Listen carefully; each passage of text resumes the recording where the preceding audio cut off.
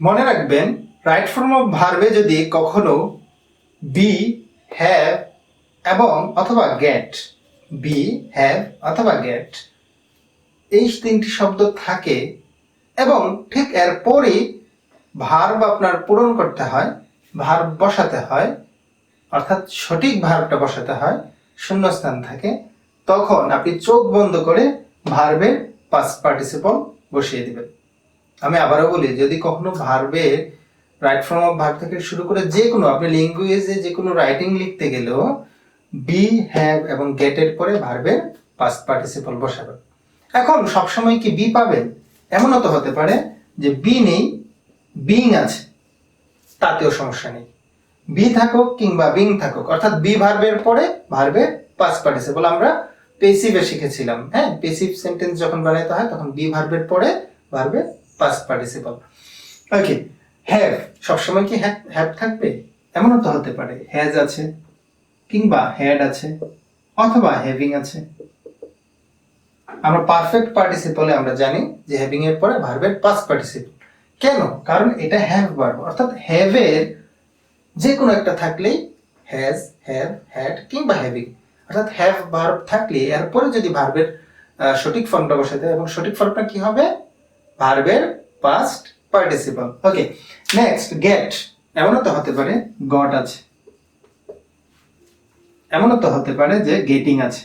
তো মনে রাখবেন গেট, গট, গেটিং যেটাই থাকুক না কেন ভার্বের পাস্ট পার্টিসিপলই বসাতে হবে। অর্থাৎ ভার্বের past participle be, being, have, has, had, having, get, got, getting এই ধরনের তিনটি ভার্বের পরে সবসময় ভার্বের পাস্ট পার্টিসিপলই বসবে। দুটো এক্সাম্পল দেখি। Number 1, having finish my work I will go to bed. Having finish my work I will go to my bed. যেহেতু হ্যাভিং আছে, আনসার হবে finished. Okay, next example, he got injured while playing। খেলার সময় সে injury হয়েছিল। যেহেতু goat আছে এবং এরপরে রাইট ফর্ম অফ ভার্ব বসবে কি? ভার্বের পাস্ট পার্টিসিপল। এই হলো ইনজুরড। তাহলে আমরা শিখলাম কি?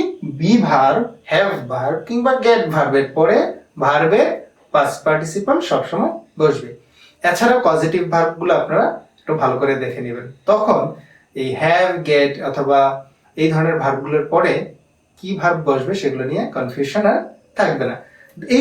এটা শেখার পরে আপনারা একটু পজিটিভ ভার্বটা দেখে নিন, কারণ অনেক সময় গেটের পরে যদি ব্যক্তি বা বস্তু থাকে তখন কি হবে সেটা আবার ভিন্ন নিয়ম। আমি বলছি বি, হ্যাভ অথবা গেট ভার্বের ঠিক পরে দেখেন হ্যাভিং এর পরে ভার্ব বসাচ্ছি, এরপরে ব্যক্তি বস্তু কিছু নাই, কিন্তু সেটা হচ্ছে আবার পজিটিভ ভার্বের নিয়ম। যে হ্যাভ ভার্ব কিংবা গেট ভার্বের পরে ব্যক্তি বা বস্তু থাকলে কি নিয়ম, সেটাকে বলা হয় পজিটিভ ভার্ব। কিন্তু এখানে হ্যাভ এর ঠিক পরে ভার্ব থাকলে অথবা গেট এর পরে কিংবা ঠিক বি এর ঠিক পর যদি কোনো ভার্ব থাকে তখন ভার্বের পাস্ট পার্টিসিপল বসাতে হয়। এই হলো বি, হ্যাভ আর গেট ভার্বের পরে ভার্বের সঠিক ফর্ম অর্থাৎ ভার্বের পাস্ট পার্টিসিপলের নিয়ম। এখন আমরা তিনটি স্ট্রাকচার নিয়ে আলোচনা করব। স্ট্রাকচারগুলো হলো so that, so dot dot that এবং টু ডট ডট টু। এই নিয়মগুলো বিভিন্ন কম্পিটিটিভ এক্সামে আসে, আর এইচএসসি এবং এসএসসির স্টুডেন্টদের এগুলো খুব লাগে, এবং কমপ্লিটিং সেন্টেন্স, ফ্রেজ এন্ড ওয়ার্ডস থেকে শুরু করে রাইট ফর্ম অফ ভার্বেও কাজে লাগে। সুতরাং এই তিনটি এক্সাম্পল আমরা খুব ভালো করে শিখব। প্রথমে আসি সো দ্যাট। সো দ্যাট যদি একসাথে থাকে, কোনো ধরনের কোনো মাঝে শব্দ না থেকে সো দ্যাট যদি একসাথে থাকে, এটার অর্থ হবে যাতে, অর্থাৎ উদ্দেশ্য বোঝাবে। ঠিক আছে, যদি উদ্দেশ্য বোঝায় তাহলে পরে সো দ্যাট এর পরে সাবজেক্ট থাকবে ক্যান অথবা কুড। ক্যান অথবা কুড এটা টেন্স অনুযায়ী, এর আগে যে টেন্সে বসবে সেই ক্যান অথবা কুড বসবে, তারপর ভার্বের প্রেজেন্ট ফর্ম বা ভার্বের ওয়ান বসবে।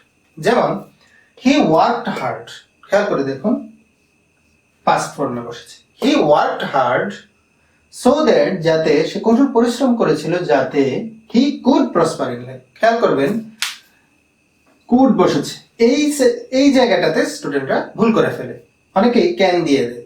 আসলে ক্যান হবে না, কুড হবে, কারণ এর আগে পাস্ট ফর্ম। যদি ওয়ার্ক হতো বা ওয়ার্কস হতো সেক্ষেত্রে ক্যান বসতো। এবং একটা জিনিস কনস্ট্যান্ট, সেটা হলো প্রসপার, অর্থাৎ ভার্বের প্রেজেন্ট ফর্মটা কনস্ট্যান্ট। ক্যান হোক, কুড হোক, সমস্যা নেই, ভার্বের প্রেজেন্ট ফর্ম বসাতে হবে। 1 নম্বর নিয়ম। 2 নম্বর রুলস হচ্ছে সো এর মাঝখানে যদি কোনো অ্যাডজেক্টিভ বা অ্যাডভার্ব থাকে, সেক্ষেত্রে আমরা কি নিয়ম করব। এরপরে নিয়ম ঠিক একই থাকবে, শুধুমাত্র একটা নট এক্সট্রা যোগ হবে, অর্থাৎ সাবজেক্টের পরে ক্যান অথবা কুড, তারপর নট যুক্ত হবে। এটা হলো নেগেটিভ। যেমন he is so weak that, so এর মাঝখানে কি আছে, উইক একটা অ্যাডজেক্টিভ আছে। He is so weak that he can not move. খেয়াল করে দেখেন, ক্যান বসেছে ইজ হওয়ার কারণে, অর্থাৎ প্রেজেন্ট হওয়ার কারণে এখানে ক্যান বসেছে, এবং এরপরে নট বসেছে কারণ সো এর মাঝখানে একটা অ্যাডজেক্টিভ আছে। এবং এটার অর্থটা খেয়াল করুন, হি ইজ সো উইক, সে এতই দুর্বল যে হি ক্যান নট মুভ, সে নড়াচড়া করতে পারে না। তাহলে এই হলো সো দ্যাট একসাথে হলে যে নিয়ম, আর সো ডট ডট দ্যাট হলে এরপরে নট বসবে ক্যান বা কুডের পর। 3 নম্বর নিয়মটি হলো টু ডট ডট টু। খেয়াল করবেন, যদি সেন্টেন্সে TW2 থাকে, এরপরে টু প্লাস ভার্ব ওয়ান অর্থাৎ ইনফিনিটিভ দিয়ে সেন্টেন্সটা শেষ হবে। খেয়াল করুন, হি ইজ টু উইক, সে এতই দুর্বল, টু মুভ মানে মুভ করতে পারে না, সে এতটা দুর্বল যে মুভ করতে পারে না। এখানে একটা কিন্তু মিনিংটা নেগেটিভ হবে, অর্থাৎ এটা একটা নেগেটিভ এক্সপ্রেশন, যে সে এতই দুর্বল যে মুভ করতে পারে না। এই এক্সপ্রেশনটার শর্ট ফর্ম হচ্ছে টু দিয়ে আমরা করি, ঠিক আছে। তো he is too weak to move. এখন এই ধরনের সেন্টেন্সে একটা ভুল হয়, সেটা হলো যে সেন্টেন্সের মাঝখানে আমরা নিয়ম করেছি টু এর পরে টু বসবে, যেমন he is too weak to move, ঠিক আছে। অনেক সময় প্রশ্ন করতাম মাঝখানে ফর দিয়ে দেয়। খেয়াল করবেন, ফর যখন থাকবে মাঝখানে, এমন the box is too heavy for. এখন স্টুডেন্টরা অনেক সময় বিপদে পড়ে যায়, আসলে আমরা তো টু পরে এসেছিলাম, এর মধ্যে আবার ফর আসলো, এখন টু কোথায় বসাবো? আমাদের তো টু প্লাস ভার্ব ওয়ান অর্থাৎ ইনফিনিটিভ বসানোর কথা। ফর থাকলে আমরা কি এখান থেকে টু প্লাস ভার্ব ওয়ান বসাই দেবো? না। খেয়াল করবেন, যদি ফর থাকে এরপরে একটা পার্সোনাল প্রোনাউন অবজেক্ট দিতে হবে, ঠিক আছে, ব্যক্তিবাচক। যেমন the box is too heavy for me, তারপর টু মুভ। যেমন আমি বললাম বক্সটা আমার জন্য অনেক হেভি টু মুভ, নাড়াচাড়া করতে মানে করার মতো আসলে এত শক্তি আমার নেই, আমার জন্য বক্সটা অনেক হেভি হয়ে গিয়েছে, অর্থাৎ অনেক ভারী হয়ে গেছে। খেয়াল করেন, ফরের পরে মি বসেছে। খেয়াল করে দেখছেন যে the box is too heavy for me, অর্থাৎ যে কোনো একজন ব্যক্তি অথবা একজন, এটা চাইল্ডও হতে পারে, ঠিক আছে। The box is too heavy for the child to move. এই হলো যে টুর মধ্যে যদি ফর চলে আসে তখন আমরা সেটাতে কিভাবে কমপ্লিট করব, ঠিক আছে। এই হলো 3টি নিয়ম, যে so that, so dot dot that এবং টু ডট ডট টু থাকলে কিভাবে আমরা সেন্টেন্সটা কমপ্লিট করব, অথবা রাইট ফর্ম অফ ভার্বটা কিভাবে আমরা বসাবো। ধন্যবাদ। রাইট ফর্ম অফ ভার্বের এ পর্যায়ে আমরা দুটো খুব ক্লোজ ফ্রেজের বা নাউন ফ্রেজের পার্থক্য আমরা শিখব। সেটা হচ্ছে দা নাম্বার অফ এবং a number of. The number of এবং এ নাম্বার অফ এর মধ্যে পার্থক্য কি? পার্থক্যটা হলো, দা নাম্বার অফ হচ্ছে অর্থ সংখ্যা, দা নাম্বার অফ এর অর্থ হচ্ছে সংখ্যা, ঠিক আছে, এটা সব সময় সিঙ্গুলার, ঠিক আছে। আর এ নাম্বার অফ অর্থ হচ্ছে কিছু সংখ্যক, এটা সব সময় প্লুরাল। তো এটা বলার কারণ হলো যে এটাতে অনেকেই ভুল করে, এবং এটা খুব পপুলার একটা example for admission test and for jobs and other BCS examination. কেন? কারণ এ নাম্বার অফ দেখে অনেকে ভুল করে ফেলে, মনে করে এ যেহেতু আছে এটা সিঙ্গুলার, কিন্তু না, এ নাম্বার অফ অর্থ হচ্ছে কিছু সংখ্যক, ওকে। আর দা নাম্বার অফ অর্থ হচ্ছে সংখ্যা, সুতরাং দা নাম্বার অফ এটা সবসময় সিঙ্গুলার, আর এ নাম্বার অফ অর্থ হচ্ছে যেহেতু কিছু সংখ্যক সেটা প্লুরাল। দুটো এক্সাম্পল দেখি। The number of people in the stadium, the number of people in the stadium, স্টেডিয়ামে মানুষের সংখ্যা ইজ আর হিউজ। এখন স্টেডিয়ামে মানুষের পুরো সংখ্যাটাকে একটা কালেকটিভ নাউন হিসেবে ধরা হয়েছে। কালেকটিভলি বলা হচ্ছে যে স্টেডিয়ামে যে মানুষজন আসছে বা মানুষগুলো আসছে তাদের যে সংখ্যাটা হয়েছে, তারা সংখ্যা মিলে তারা কি ইজ আর হিউজ হবে, ইজ হিউজ, যেহেতু এটা সিঙ্গুলার। স্টেডিয়ামের মানুষের সংখ্যাটাকে কালেকটিভলি সিঙ্গুলার ধরা হয়েছে, যে তাদের যে সংখ্যাটা এটা কালেকটিভলি বোঝানো হচ্ছে, ঠিক আছে, আলাদা আলাদা কাউকে না। সবাইকে মিলে যে সংখ্যাটা হয় সেই সংখ্যাটা, যেহেতু সবাইকে মিলে একটা সংখ্যা কালেকটিভ ধরা হচ্ছে, সবাইকে কাউকে আলাদা করে কিন্তু হিসাব করছে না, সবাই মিলে যে সংখ্যাটা হয়, ধরুন সবাই মিলে 50,000 হয়েছে কিংবা 80,000 হয়েছে দর্শক সংখ্যা, সেই সংখ্যাটা কি বেশি না কম সেটাই বলছি, সংখ্যাটা হিউজ। সুতরাং এই সংখ্যাটা হচ্ছে কালেকটিভলি এটা সিঙ্গুলার ইউনিট, ঠিক আছে, এটা হচ্ছে দ্য নাম্বার অফ। আর এ নাম্বার অফ হচ্ছে কিছু সংখ্যক মানে কি, যে কিছু প্লেয়ার, তো কিছু প্লেয়ার আলাদা আলাদা কিনতে হবে, যে এ নাম্বার অফ প্লেয়ার্স, একটা এক্সাম্পল হচ্ছে a number of players is or are playing. যেহেতু কিছু সংখ্যক খেলোয়াড় খেলছে, তো খেলোয়াড়রা তো আলাদা আলাদা ভাবে খেলবে, সবাই তো একসাথে মিলে সবাই একটা জোট হয়ে খেলবে না, ঠিক আছে, কারণ খেলতে হবে আলাদা আলাদা, তাদের নিজেদের খেলাটা নিজেদের খেলতে হবে। সুতরাং এ নাম্বার অফ হচ্ছে সবসময় প্লুরাল, আর দা নাম্বার হচ্ছে সবসময় সিঙ্গুলার, যেহেতু প্লুরাল আনসার হবে আর। মনে রাখতে হবে, আচ্ছা মনে রাখার আরেকটা কৌশল হচ্ছে এ নাম্বার থাকলে, এ যেহেতু সিঙ্গুলার, এটার উল্টাটা চিন্তা করতে হবে। যদি উল্টা চিন্তা করি তাহলে আমরা সেটা মনে রাখতে পারবো খুব ভালো করে, ঠিক আছে। তো এ নাম্বার অফ হলে সেটা প্লুরাল, আর দা নাম্বার অফ হলে সেটা সিঙ্গুলার। এই হলো এ নাম্বার অফ আর দি নাম্বার অফ এর মধ্যে পার্থক্য। সেন্টেন্সে হোয়াইল থাকলে আমরা ভার্বের কোন ফর্ম বসাবো সেটা এখন আমরা শিখব। হোয়াইল থাকলে দুটি নিয়মে হতে পারে।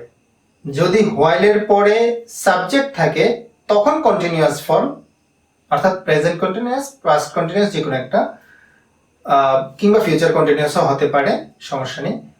কিন্তু যদি সাবজেক্ট না থাকে শুধুমাত্র ভার্বের আইএনজি দিলেই হবে। অর্থাৎ আমি আবারও বলি, যদি সেন্টেন্সের হোয়াইলের পরে সাবজেক্ট থাকে সেক্ষেত্রে শুধুমাত্র আমরা ভার্বের আইএনজি বসালে হবে না, তখন কি করতে হবে, অক্সিলিয়ারি ভার্ব হিসেবে am is are was were কিংবা শেল বি উইল বি বসাতে হবে। অর্থাৎ সাবজেক্ট থাকলে অক্সিলিয়ারি ভার্ব, তারপর ভার্বের আইএনজি। আর যদি হোয়াইলের পরে কোনো সাবজেক্ট না থাকে, শুধুমাত্র ভার্বটা থাকে, সেক্ষেত্রে আমরা ভার্বে শুধুমাত্র আইএনজি ফর্ম বসাবো। এক্সাম্পল আমি দেখি। হোয়াইল অর্থ হচ্ছে যখন, হোয়াইল অর্থ হচ্ছে যখন। খেয়াল করে দেখুন, হোয়াইলের পরে যদি শুধুমাত্র ভার্ব থাকে সেক্ষেত্রে শুধু ভার্বের আইএনজি, কোনো চেঞ্জ নেই, অর্থাৎ আর অক্সিলিয়ারি ভার্ব বি ভার্ব বসাতে হয় না।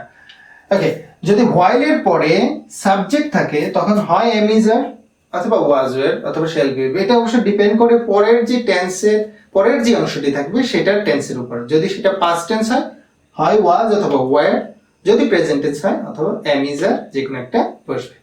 ওকে, এরপরে ভার্বের কন্টিনিউয়াস ফর্ম অর্থাৎ ভার্বের আইএনজি বসবে। এক্সাম্পল দেখি। While play I saw a snake. যেহেতু হোয়াইলের পরে শুধুমাত্র ভার্ব আছে, আমি ভার্বের আইএনজি করে দেব, আমার অক্সিলিয়ারি ভার্ব বসাতে হবে না। কিন্তু খেয়াল করে দেখুন, সেম সেন্টেন্সটা যদি আমরা হোয়াইলের পরে একটা সাবজেক্ট দিয়ে দিই, while I play I saw a snake, খেয়াল করে দেখুন পরের যে অংশটা আছে, পরের অংশটা যেহেতু পাস্ট, স আছে ভার্বের পাস্ট ফর্ম, তাই এর আগে আমরা পাস্ট ফর্মের অক্সিলিয়ারি ভার্ব কোনগুলো, ওয়াজ বা ওয়ার, ওয়াজ বা ওয়ার যে কোনো একটা বসাবো। তাহলে আই এর সাথে কি বসবে, আই ওয়াজ এবং ভার্বের আইএনজি। এই হলো হোয়াইলের পরে ভার্বের সঠিক ফর্ম। সাবজেক্ট থাকলে আমরা কন্টিনিউয়াস করব am is are was were দিয়ে, তারপর ভার্বের আইএনজি দেব। আর যদি সাবজেক্ট না থাকে শুধু ভার্বের আইএনজি দিয়ে দিলেই সঠিক অ্যান্সার হয়ে যাবে। এই হলো হোয়াইলের নিয়ম।